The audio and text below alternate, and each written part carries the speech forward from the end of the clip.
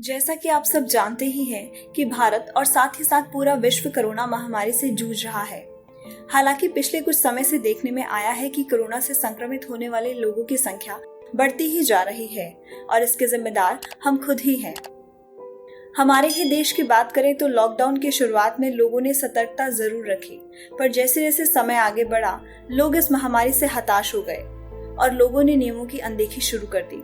इस बारे में हमने विस्तार से आपको पहले ही वीडियो में बताया था कि कैसे कोविड का सोशल अर्थात सामाजिक अंत निकट है। इस वायरस के बारे में नियमित रूप से नई प्रस्तुतियां हो रही हैं और नई पैथोलॉजी जानी जा रही हैं। आपको इसका थोड़ा आइडिया देने के लिए मैं यह कहूँगा कि अगर आप 10 दिन पहले मुझसे बात करते और मुझसे पूछते कि क्या यह वायरस डायबिटीज का कारण हो सकता है, तो मैं नहीं कहता, लेकिन अब इसका जवाब हाँ है। यह पैंडेमिक समय के साथ लोगों और शोधकर्ताओं की चिंता बढ़ाता ही जा रहा है।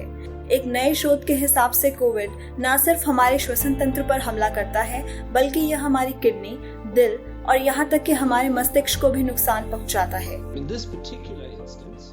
हम हर समय चीजें सीख रहे हैं। इस विशेष उदाहरण में हमने जाना है कि यह वायरस हमारे स्मॉल वेसल्स में एक इन्फ्लेमेटरी रिस्पॉन्स पैदा करता है। ऐसा ही कुछ हम मस्तिष्क में भी देख सकते हैं, लेकिन सिर में एक स्वेलिंग हो जाती है। ऐसा वेसल्स के सूजन के कारण बड़े हो जाने से होता है और फिर उनमें ब्लीडिंग स्टार्ट हो जाती है और आपको स्ट्रोक आता है। शोधकर्ताओं के अनुसार इन सब में सबसे गंभीर ब्रेन डैमेज यानी मस्तिष्क को पहुंचने वाला नुकसान है।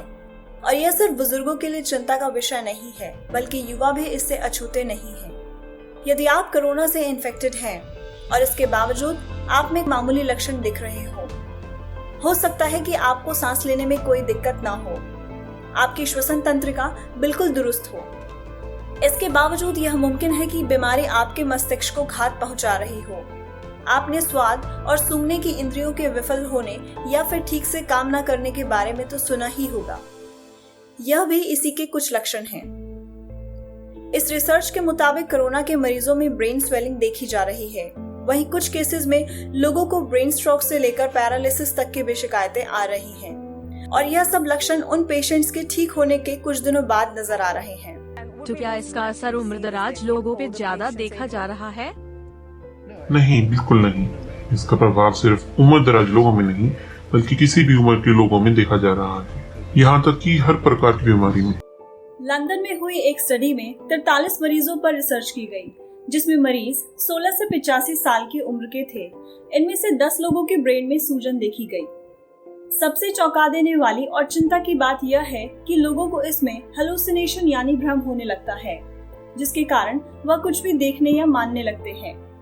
वहीं कुछ लोगों में ब्लड क्लॉट भी पाया गया, जो कि सुनने में ज्यादा बड़ा इशू ना लगे, पर अगर ब्लड क्लॉट ब्रेन में हो जाए तो आपको स्ट्रोक भी हो सकता है और यह किसी भी उम्र के लोगों के लिए खतरनाक है। और साथ ही शरीर की अपनी रक्षा प्रणाली का ओवरड्राइव में जाना, जिसे साइटोकिन स्ट्रोम भी कहते हैं, अधिक खतरे की बात है। ब्लड क्लॉट के कारण इसका प्रभाव हृदय यहाँ तक कि गुर्दे पर भी देखा गया है। कई अस्पतालों में डायलिसिस की मशीनों में भी कमी आ रही है। ब्लड वेसल्स यानी रक्त वाहिकाओं में सूजन के कारण ब्लड प्रेशर भी कम हो रहा है, जिसके कारण हृदय को काफी खतरा है। और इस बात की पुष्टि कोविड से पीड़ित लोगों की ऑटोप्सी से हो रही है, जहां डॉक्टर्स को न केवल बड़े ब्लड वेसल्स बल्कि छोटे ब्लड वेसल्स में भी क्लॉटिंग मिल रही है। यहाँ सोचने की बात यह है कि लाखों लोगों के ठीक हो जाने के बावजूद भी उनमें से कुछ भविष्य में अपने रोजमर्रा के कामों में दिक्कतों का सामना कर सकते हैं। स्पेनिश फ्लू में भी इसी प्रकार के साइड इफेक्ट्स देखे गए थे।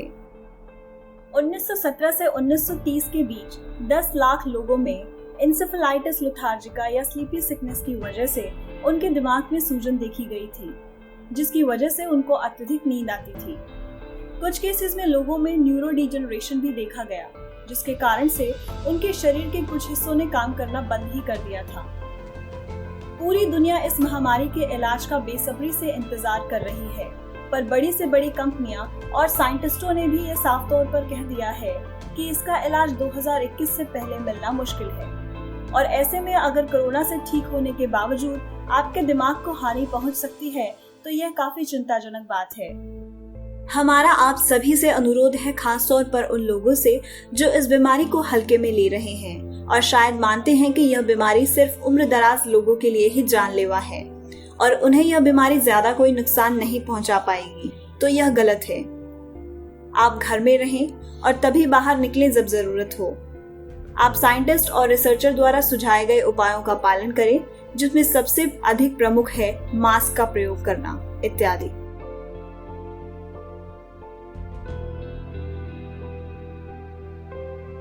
वीडियो देखने के लिए आपका शुक्रिया। Please like, share and subscribe. अगर आपको किसी और विषय पर टॉप 10 वीडियोस या जानकारी चाहिए तो नीचे कमेंट में लिखना ना भूलें।